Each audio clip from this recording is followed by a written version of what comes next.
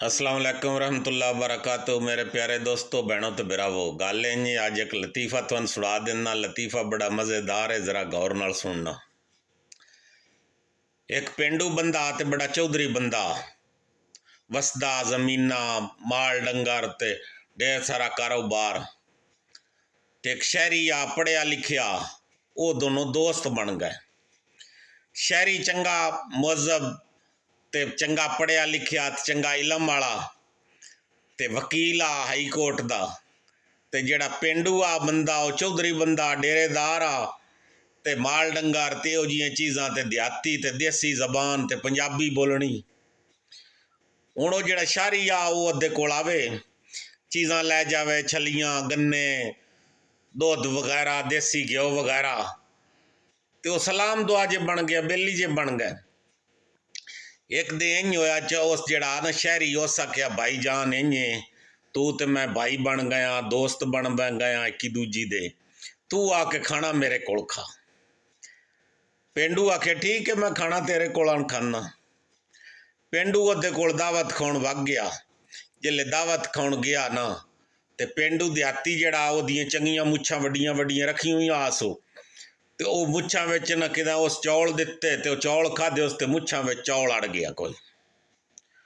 हुण जेड़ा ना शहरी मुहज़ब तरीके नाल बड़ा उस ना उन आख्या होर भी मेहमान आन, उस आख्या भाई जान शाख पे बुलबुल बैठा है।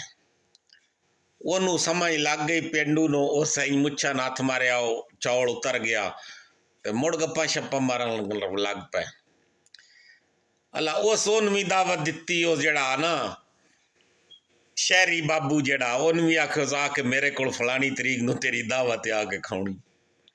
वो शहरी दावत खाण वग गया, तो उस भी ना चौल चौल दिते, ते उस चौल ना हुण वेखने वास्ते जेड़ा शहरी आ उस वेखने वास्ते मैं तेन आख्या भाई जान शाख पे बुलबुल बैठा है, तो उसने उतार लिया। हुण उस भी शहरी भी आ चौल अड़ा लिया उस मुच्छा दे विच। भाई हुण ये पेंडू मैन की आदा, वो होर भी बंदे बैठे आन, ते उस जिस वेले चौल वेख्या ना पेंडू मुच्छा चढ़े होया, ते वो आदा ओ भाई साहब आ सरूटिया च सूर बड़िया बंदा